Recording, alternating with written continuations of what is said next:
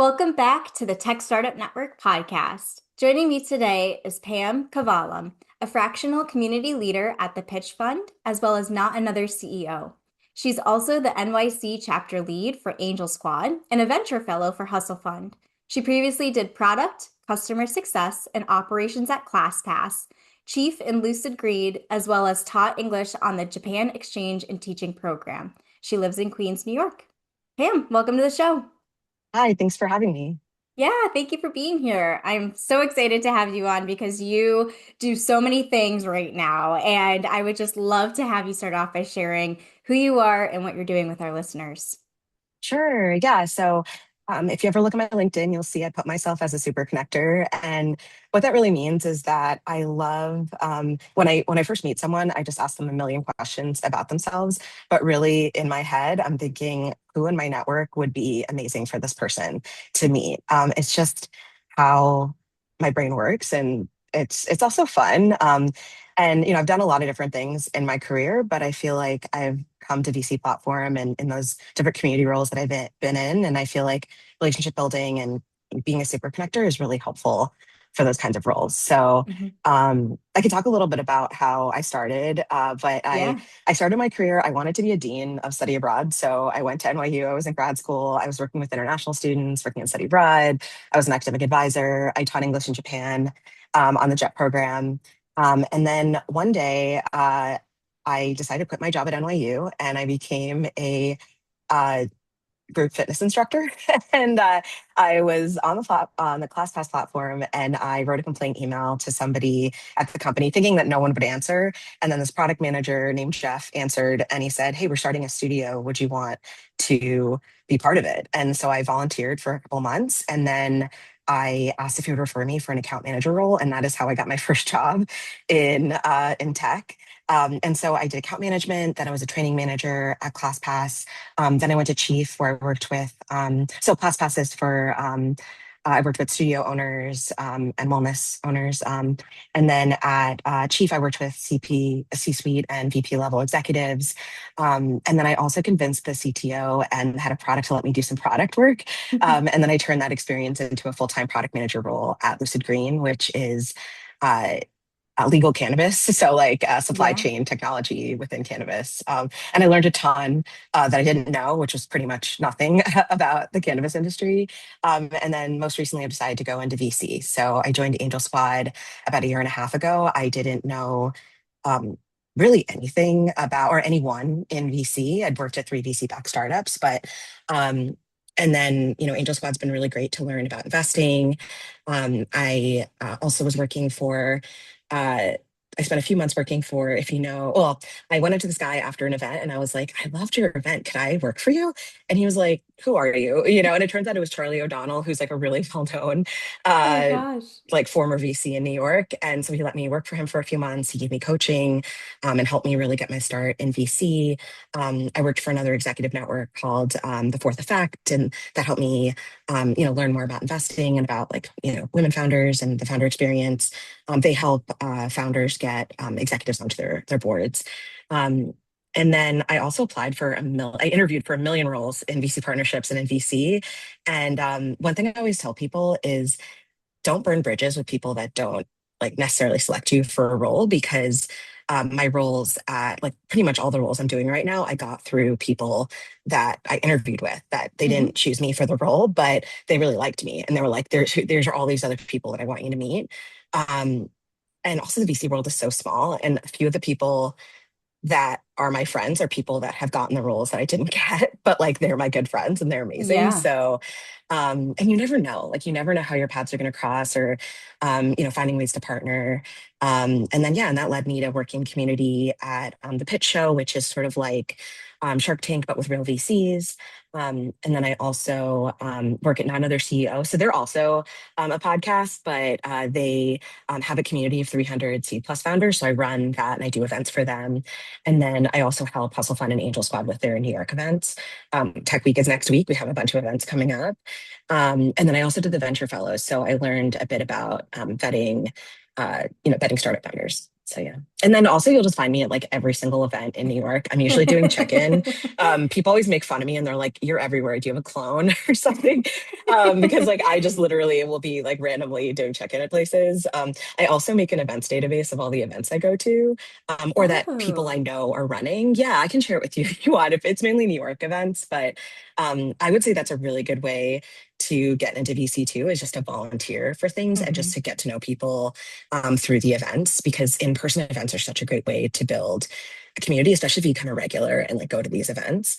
Um, but yeah, and then I guess one thing I'm really passionate about is diverse founders and investors, like getting more women and people of color into investing, not just angel investing, but also like becoming LPs, because especially executives or people who've been in tech for a while, like they have the capital, they have the experience, they just don't know how to get involved. And so I'm Hmm. trying to use my super connector powers to connect them to the right funds and the right founders. So Oh my gosh, I love it. And this is why I was yeah. so excited to have you on the show because I love that you do so many things. Like you just have your hands in all these different incredible organizations and supporting them, which I think is amazing. And so I'd love to hear what inspired you to become a venture fellow specifically. I know that you wanted to get into venture, but like what was that moment that made you realize that this perhaps is the path that you'd like to pursue? Yeah. So I originally got heard about, so I was a product manager, and then I'm like, you Hmm. know what? I liked product, but I feel like I want to use my people skills. Like I feel like Hmm. I like going to networking events doesn't really help you as a product manager, you know? And so I was just doing a lot of informational interviews, and that's how I learned about VC platform. And then once I set my sights on something, I kind of just do whatever I can to figure out a way in, learn everything I can. And Angel Squad was really my way of learning everything I can. So they have these online webinars that you can watch. They have a lot of sessions on like vetting startups and like talking to founders. So it's a good way to learn. But I really feel like the best way to learn venture is to get your hands dirty and to actually start doing it. One thing about venture fellows is I would say that it's better to have a foundation of venture before you do it. Hmm. So I did, I don't know if you've heard of the venture cooperative, it's through Laconia VC. So Sounds Laconia familiar. yeah, Laconia VC is a New York City VC firm, but it's run by Jerry and Merritt, who are two GPs at Laconia. So it's called the Venture Cooperative. But basically, it's like an excellent foundation of for venture. So I would say if I could recommend someone's path is like join Angel Squad, make some connections, or join something like Angel Squad, Hmm. where it's not just about the investing part, it's also about the learning part. Hmm. And I know there's other groups out there, besides Angel Squad too. But then do a program like the Venture Cooperative where they literally go through class by class and tell you like the foundations of venture. And then, so I did Laconia's fellowship back in the fall. And then in the spring or like the late winter of this year, I did the Venture Fellows. And it is a bit competitive. Like, there's only 18 of us that were in the program, but they do it, a few times a year, but there's really no education piece. They're kind of relying on you to kind of have that background and how to use their resources to learn how to vet yourself, like understand their like assessment Hmm. framework. But then really just getting your hands dirty. You get a bunch of decks every week. You're actively spending hours vetting. What I love about it is that you actually get to be with other people on Zoom and sort of talking through, like you're pitching to them these decks, and then some of us get to also get the opportunity to pitch to the VCs, and then if it gets chosen, then you get to be in the room while they actually vet the deal with the founder. Hmm. I would also say the pitch. I mean, I know I work for the pitch now, but I've been a fan for a year and a half, and really what I love about the pitch is you hear these like, famous VCs like Elizabeth Yin from Hustle Fund or Jesse Middleton from Flybridge or Charles Hudson from Precursor. And they're asking these really good questions, but then you have these top-notch founders that are giving answers. So you get both. As a founder, you kind of understand how VCs are thinking, but you also hear the kinds of things that you should say if you're like, really solid, like how you should be prepared. And then if you're an investor, it gives you a sense of these are the kinds of questions I should ask founders, Hmm. or these are things I should be thinking about as I'm investing. So definitely recommend it as a good learning tool. And like I just really like the podcast. So I kept writing to Josh and Lisa who run the podcast and saying, like, oh, I saw this episode, I loved it. I met this founder that was on the show. And I just kept in touch with them. And then in December, they said, we'd love to have you working on community for us because that's something we need. Um, and so I would say, like, if you just genuinely put yourself out there and like are excited about what you're doing, the right things will come your way. So 100%. And I love what you yeah. mentioned about just like getting involved, like you said, like volunteering, being able to find all these different resources that you can utilize and stay in touch with the people who are running them or offering them. And as you shared, I Yeah. mean, just being so close, like you just come across opportunities because of the fact that you're so in the weeds and so Mhm. ingrained and intertwined in everything that's happening. So I love that advice. Thank you for sharing that. Yeah, no, thank you. Yeah. And so I'd love to hear, since you finished the program, it sounds like at this time as a venture fellow, like what's next? Are you working on becoming a VC, or are you looking still to work within platform? Yeah, I mean, right now, I really just started my platform roles. So I'm probably going to do platform for a bit, but my goal is to become an Yeah. angel. And like, I'm not accredited yet, but my goal is to become an angel investor. I'd love down the road to eventually become an investor. I'm not sure yet if I want to do angel investing or VC investing, but one thing that Eric from Angel Squad, or sorry, from Hustle Fund always talks about is that sweat equity that you can actually invest in companies even before you make an investment. Hmm. Not every company will do this, but like if you work with a startup and you become an advisor, sometimes they'll give you like a smidgen of equity in their company. And, it's a way to build your portfolio without actually like having, the capital that you need as an accredited investor. But yeah, I mean, really what I'm trying to do now is sort of build up that, um, all the skills that are needed for vetting. I mean, right now I can use the vetting to source for the pitch. Right now we're looking for people for our fall season. And then with Hustle Fund, as a venture fellow, I'm able to help them with vetting the deals that they get so many deals every month. I'm So sure. like Yeah. helping them with that. Yeah, we do a really cool event. It's called Batter Up, and I help with the New York um, version of it. It's kind of like Shark Tank as well. They call it Dolphin Tank, but and it doesn't lead like necessarily to investment, but it does give founders the opportunity to present in front of an audience. So we have 6 people who pitch, and then we have 3 people from Angel Squad who judge, and then the judges pick a winner. And we do this. I think they do it 3 or 4 times a year. And it's been really fun to. I don't help them with the New York one. I help them with the other cities just because it's like more fair that way. But as a venture fellow, you get to like help out with like vetting startups that way. So Oh yeah. And like you said, just yeah. being able to get that hands-on firsthand experience really helps to provide you with the knowledge, the insights, the expertise that you might not get otherwise. Because I know you mentioned with becoming a venture fellow, it's like you kind of already had to know all this stuff going into it. So just being I mean, able you to do a just, lot of learning too, but you kind of yeah, have to know the basics. Like the yeah, first time you get a bunch of, you have to tell them why you picked this out of all the other ones. yeah. So you have to have kind of sense of taste. Absolutely. So it's like being Yeah. able to just dive right in, get your hands dirty and familiarize yourself, I think is amazing and the best way to find your footing. Yeah. It's also just fun to talk about it too, because as you talk to other people, you might change your mind or you might change their mind. And a lot of Hmm. it is about, even on the pitch too, it's like I might think something about someone's deck and then I'll see them present and then I'll think completely differently about the product based on how Hmm. they presented it. Because there's only so much you can get out of a deck versus talking to the founder. So Yes, absolutely. yeah. Yeah. Yeah. And one of the things that I love about you too is that you're a super connector. And so, as you mentioned, like you're Yeah. always, as you meet people, trying to find ways to connect them to the next person. And I Yeah. think being in tech, it's so important to have that community and find people that you can support and who can support you, like that mutually beneficial piece. But for someone who's in tech and feel like they haven't really found a community yet or found their people, what advice do you have for them for just being able to get started and build their network? Yeah, that's a great question. I think one of the things to do is to start. I mean, I love LinkedIn. I'm a big fan of it. Mhm. And I feel like one, you kind of have to think about who are the types of people I want to meet? Like, if you want to go into health tech, then it's like, think about who are the founders in health tech that you'd want to meet? Who are the VCs in health tech? And just start following people. You don't have to add Mhm. them as a connection. I tend to follow people and then I'm also crazy. I comment on like tons of posts. Like I'm kind of known as a serial commenter because the thing is that like, yeah, people post on LinkedIn, but they also want people to engage with their content. For And sure. if I like read a post or something that I find interesting, like I like to comment on it and I try to be thoughtful, and not just be like, congrats or whatever. Just be like, congratulations, you are great for this because X. Or like, if someone's like, I really need a founder who does like deep tech, in like aerospace or something like that. Like then if I know someone, then I think of it. So it's like Yeah. trying to find these little ways to provide value. So I'm a millennial. I'm like very, very much millennial.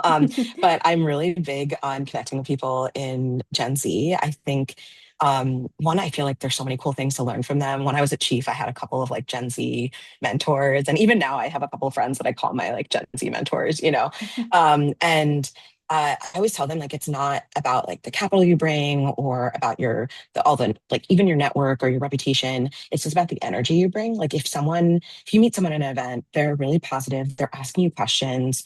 Um, it doesn't matter like what they did beforehand. It's like if they're bringing that positive energy to the conversation, you're going to find them valuable. You're going to want to talk to them. And like that's like when I started last year in VC, like no one knew me. Like I was pretty well known within my old companies, but not when I would go to these events and talk to people. But because I would be excited or curious about people, people started inviting me to other events. And another thing I also recommend is getting to the event early and talking to the organizer and then building Yeah. that relationship a little bit with the organizer because they're usually bored. There's like no one there yet. They're appreciative that someone's come early, maybe even help them set up a little bit. And then you're like welcoming people into the space. Because if you go in and everyone's already talking, it's so intimidating. But if you go in early and you're basically kind of like the welcome committee, it makes it so much easier. So I would say, like, I think once you pull the band-aid off, you just go to a couple of events, it gets so much easier. Because I remember when I first started, I hated going to events because like I just like didn't know anyone. Yeah. And then like even so I go to this event called Camp Hustle. It's an investor conference that Hustle Fund runs. And last year I only knew the two people from Angel Squad and then this one woman who was my like Angel Squad mentor. And I didn't know any of the other 200 people that were there. But over the course of the year, I've gotten to know more people. And now going this year, it was just so fun. It was like every 5 seconds I was hugging someone and being like, I can't believe I finally get to meet you. And it's like if you just show up to the same kind of place over and over again, you'll start building connections that way. And it does take Mhm. time and it's going to be hard the first few times. But if you go into a space and you know three people, it doesn't feel that hard, you Mhm. know? And I do recommend trying to go to like smaller curated events at first. Um, or volunteering for the event. Like Andrew Young, he runs these huge tech mixers in New York. They call him like the Gatsby of New York. He's actually really nice. But I've been volunteering with his events for a couple of years now, and volunteering really helps because I'm welcoming people to the space. It's not as overwhelming to see 700 people in one room if you're like having had talked to a few people. Yeah. So I definitely recommend that as getting like providing value right from the start. You Oh, know, 100%. And what a great yeah, tip about getting to the events early so that way you can have one-on-one time with the organizer and get to know them yeah, closely before everyone else comes in. And like you said, it really helps to alleviate that pressure of, oh my gosh, there's so many people here. Who do I start chatting with first? It's like if yeah. you're one of the first there, it makes it easier to have those conversations. Oh, also what I do too is I add or I send a note to the speakers or the organizer on LinkedIn a couple days before the event, just to be like, I'm really excited about the event. So that way, even if they don't respond, sometimes they do respond and they're like really excited to see you when you get there because like no one ever does that. I mean, Oh, now that's everyone's such a going to do nice it, but tip. Yeah. yeah, no, and also then you like also know a little about them because you are looking at their LinkedIn. You might click on a couple of their posts, and then so when they're speaking, you kind of have a sense of what they're going to talk about. So if you do run into them before, you can kind of say something. I also recommend looking at multiple pictures of the person, not just their LinkedIn photo, because some Mhm. people don't look anything like their LinkedIn photo. I've been burned before. So make sure you look at a couple of their posts with their photos. Great advice. That way you're like, Yeah. is this actually who I think it I is? know, because I'm like, nice to meet you. And it's like this really famous person that doesn't look like their LinkedIn photo. Oh my gosh. Yeah. Great tips, though. I love that Yeah. about just using LinkedIn to connect with the speakers beforehand. I mean, what a great Yeah. way to drum up excitement and already built those relationships right off the bat. But that makes me have a question for you too, because I know that you know so many people. And so do you ever find that it's like how do you remember everyone you know? Like sometimes I feel like I've met so many people and I Yeah. sometimes someone will ask me for like a connection and I'm like, oh, I actually don't know someone in that space. And then like a few days later, I'm like, wait, I do know someone, but it sometimes can feel tricky to kind of like keep tabs on everyone, if that makes sense. Yeah. So do you have a process for doing that of just kind of keeping everyone in one place where you can just, I guess, stay on top of what they're doing and make sure that they're top of mind for you? Yeah, I'll be honest, that's a struggle for me. I have a really good memory, so part of it is just using my memory. And like, even Yeah. when I'm talking to someone, I'll just like, someone will come to mind. But because I go to so many events now, I've definitely tested my memory. Like for the past 2 years, I feel like I've been overwhelming my brain with all the new people I've been meeting. So I am a big spreadsheets person. So I do have a Hmm. database in Notion of like the people that I meet. I use LinkedIn a lot. Also, when I meet someone on LinkedIn, now it's like, I realize now you can only do it if you pay for LinkedIn, but I send them a message when I add them and I say like, great meeting you at X event. Or if I said I was going to give them something, I either write it down in my notes or I write it in the message that I send to them. So I'm be like, I'm going to send you my events database, or I'm going to connect you with X like person at this company or something like that, just so I can Yeah. remember. Because like my mind is a sieve. Like I will just forget everything unless I write it down first. So, but it is tough. Like even like especially with founders, like I'll meet a really great founder and then I'll meet a VC that I think would want to connect with them, and then I can't remember the name of the founder, and it's like, what keyword can I use to look up this person, But usually you can remember something, like even if it's not their name, you can remember their company, or like there's just something that you can, think about. But I also started using, I don't know if you've heard of Goodword, but one of my old chief Sounds familiar. coworkers, yeah, she started this company called Goodword, and it's supposed to be that database for you. I'll be honest, I haven't used it enough, but and my goal is to try to figure out how to use Goodword and Claude to make like a master Mhm. CRM. One of my friends, his name's Finn, he's a product manager in SF. He's been bugging me about like helping me build something in Claude. And I'm just like, oh, I need to just like work with him on it, because like I feel like I could have so much more impact if I could actually like if I could actually remember everyone, that would be amazing, Oh my gosh, because I feel yeah, like I've met so many cool people, but it's just your brain can only hold so much. But one of the exciting things totally. about AI is like it is possible to try to remember everyone you meet. I haven't gotten to the point where like most people have like the little recording device that's like Yeah. recording every like I haven't gotten to that point yet. I don't know, maybe one day I will, but Yeah, no, yeah. that's a great idea. It's just like like you said, even a simple spreadsheet of just who you meet, like a few notes on them, just to make it easy to keep Yeah. track. I think that's just a low lift way to be able to keep everyone in your network and on tabs on them. So that's great. And one question Actually, I sorry. Oh, sorry.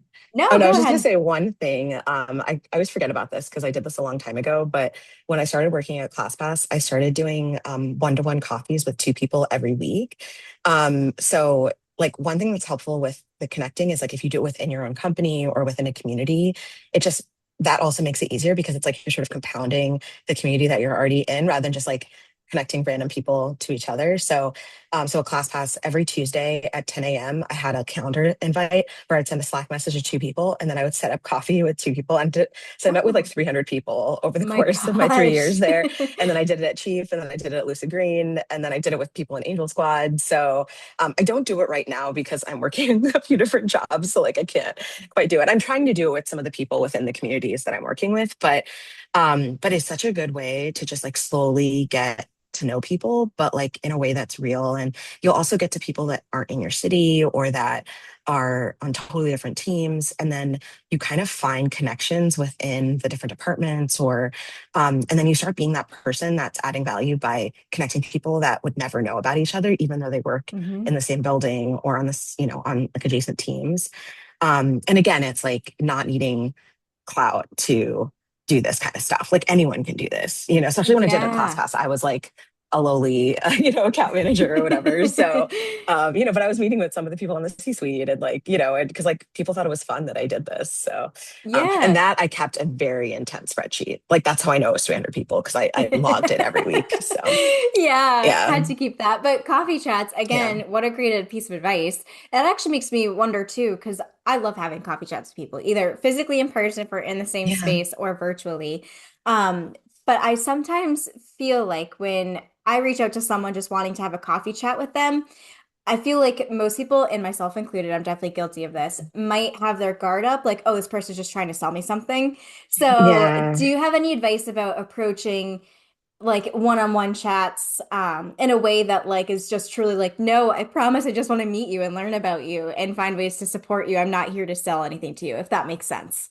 Yeah, no, 100%. I also feel like things are different than say 5 years ago. Yeah. So I think now, like, sending a cold message to someone on LinkedIn and being like, do you want to get a coffee chat is not something that anyone should do.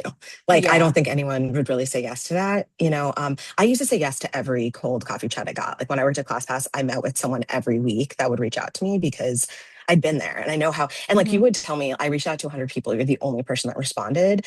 And I would, this was 2018. So like this was like in person coffees. But Yeah. what I would say is, so one, also, I don't really do coffees anymore because I don't have time, like with the three jobs Yeah. that I'm working and everything. But what I do is that's why I started the events database is like, I'm like, Hmm. I can't get coffee right now, but here are 10 events I'm going to in the next, month or so. Like if you can go to any of them, let me know. And then we can talk for 15 minutes or 20 minutes, like during the event, like I'll be there anyway. And then also I'm sharing my friends' events, helping them, like this person's getting Yeah. link to people that they wouldn't, maybe I'll introduce them to some people at the event. And so it's like giving more value than just like a single coffee. And then also like I would say the best way to find people to get coffee with is to say go to an in-person event or maybe even Hmm. go to a virtual event. A lot of the Angel Squad people that I've done coffees with are people I met at a virtual event. And you talk to them for 5 minutes and you're like, this isn't enough. Like we both agree that we want to talk more. And then you kind of sense if that person wants to get coffee with you later. And then Yeah. that's how you get coffee with people. And I've actually made friends like through that way. But I would say, yeah, cold messaging someone, probably not the move. What I would say is Mm-mm. like comment on their stuff. Like if this person posting, like comment on their stuff, maybe write them a message that asks them a question about something they're posting, but like don't ask for a coffee. Like try to figure out how you can add value or if there's something that only they can answer that you could, like there was this one woman that I wrote to and I sent her just like two questions. And then she sent me a voice note back that was like 2 minutes long. And, she's not that she's famous, but like, she's like kind of like she has like a million connections on LinkedIn. And like that interaction was really nice. Like I didn't ask for coffee. I didn't send her like 20 questions. But Yeah. she was still able to give me, some value. And like, we had a really nice interaction.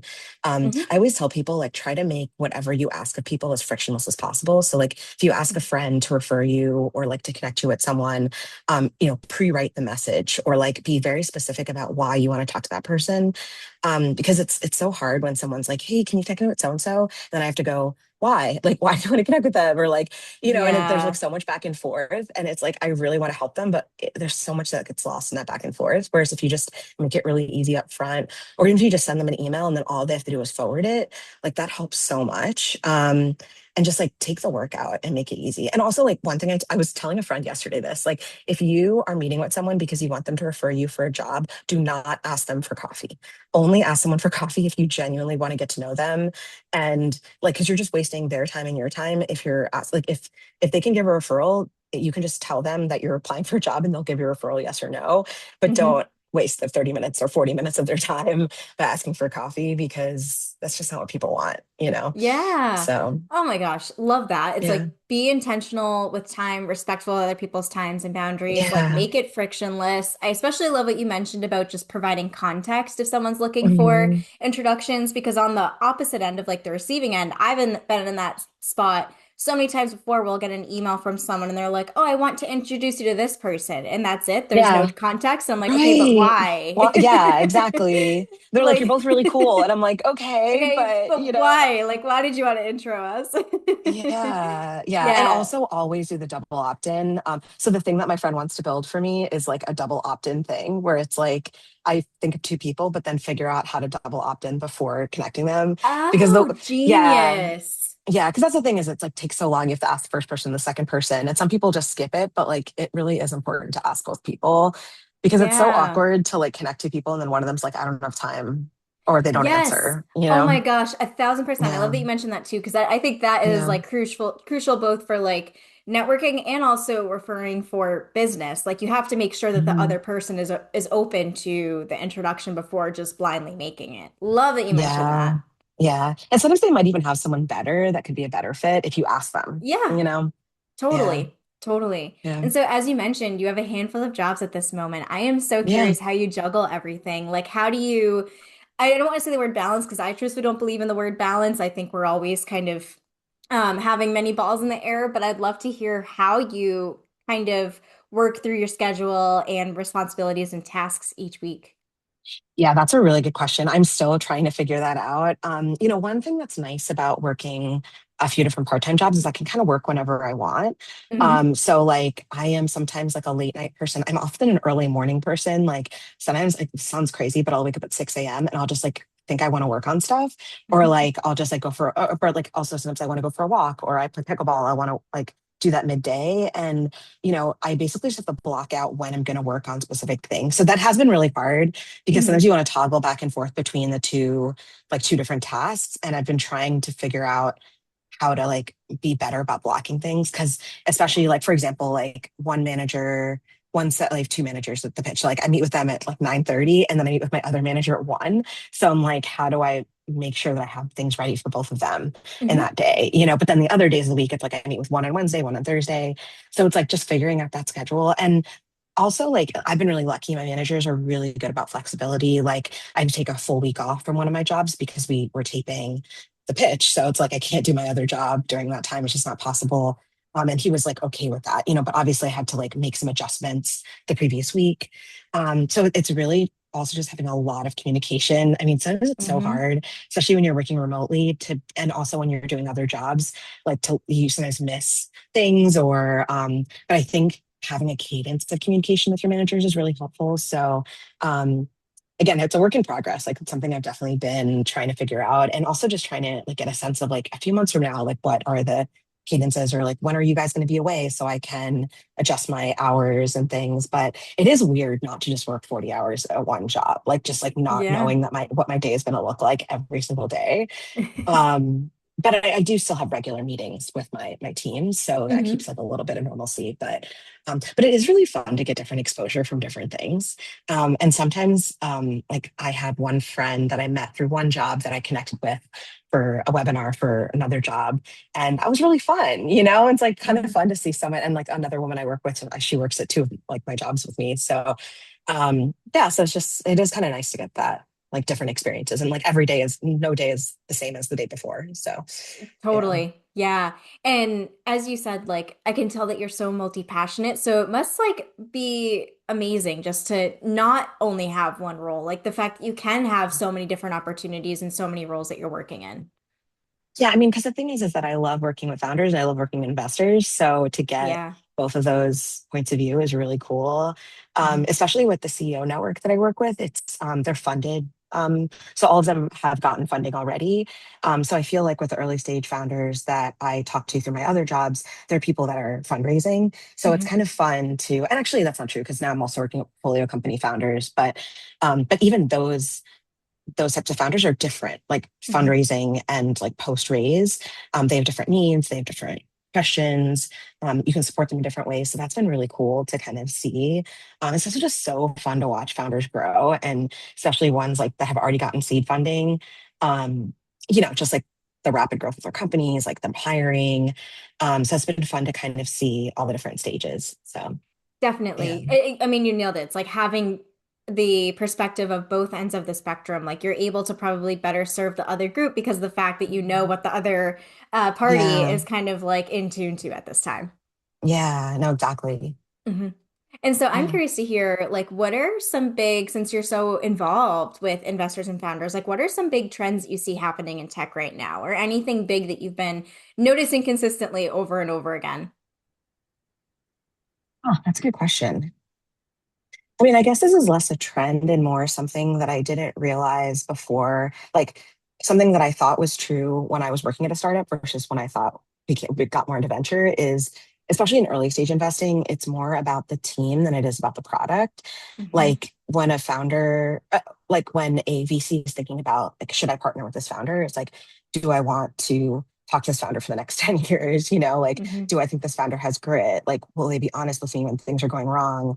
Are they charismatic enough, or like are they able to get people, like really good people, to be on their team, or to get customers believing in them, or paying them even before the product is like super ready. Like there's all these things that are more inherently about the founding team than, like, I thought it was about like how good is the product, like is the tech really the best tech, out there. And it's like, honestly, like, one thing I've noticed is that it's not even the tech, it's the distribution. So it's like if you have a community of 3,000 people that follow you or like know you, they're more likely to use your product, even if it's not as good as this other product, but they don't know anybody, like, or Hmm. they don't have a Yeah. community, or, because if people aren't using the product, even if it's better, no one knows about it.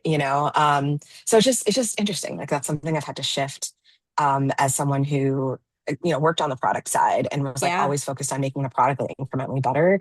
That is sort of more of like a later stage thing, because they might pivot, like the pain points of the user, like they might not change, but like the solution for it might change. So um yeah. So, and then I guess in terms of trends, like one thing I've been thinking a lot about is AI, and like people being like, AI is going to take over every single job, and, all this stuff. And it's like, I don't think AI is going to become the employees, but if you're an employee, or if you're a founder or a VC and you don't use AI, then like you can't do that. Like you Right. have to learn how to use it. And I'm in a few groups because like I notice a lot of my guy friends are already vibe coding, they're already building apps. And then a lot of my female friends are not necessarily there yet. They're like kind of afraid. They're like, I'll like learn about it next week, or like I'm gonna take that Claude 101 course, or things like that. And so I started joining a couple groups where women are learning alongside each other. Like one is AI Snack Club. I think we're both in the Old Oh. Girls Club. They do a bunch of things like that. I'm always looking for events that like Notion, Lovable, like all those companies are building, or sorry, I'm having in New York. And I just really encourage women and diverse people to like get on board with this stuff, because in 2 years it's gonna look totally different, and you don't want to be left behind. Yeah. It's also fun. Like so many people I know have been building stuff that's like for their personal life too, and it just Yeah. makes your life easier in a lot of ways. Totally. Yeah. Yeah. Someone that I previously worked with, he had just vibe coded like a map for his daughter to help map out all of the playgrounds in San Francisco. And like they Oh my would God, that's so personally review it, like fun. stuff like that. So I love that I you love mentioned, that. like, it's true. Like you don't need to vibe code anything for work unless you'd like to, of course, you have a use case. Yeah. Like, why not have fun with it and play around with it and just make a fun project out of it? Yeah. And you're learning and you're making your like life easier. So, Yes, yeah. exactly. Yeah, but that's great advice Yeah. is just like really familiarizing yourself with AI because as you mentioned, like it won't take jobs away, but you really need to be knowing how to use it and working it into your workflow so that way you are able to kind of keep up on top of changing trends and technology and all of that stuff. So, thanks for Yeah. sharing that. And Yeah. and now one of my favorite questions to ask your guests, which this might be tricky for you as a super connector, but I always love to ask people to give a shout out to someone in tech that they're really admiring right now. So it could be a founder, VC, consultant, community builder, anyone's fair game, but I'd love to hear who you're feeling inspired by lately. Yeah. So there's a VC named Mike Ma. I don't know if you know him, but he's at Sidecut Ventures. And I met him first through Angel Squad. He's like an early member of the group. And I just got to know him really well in the past year.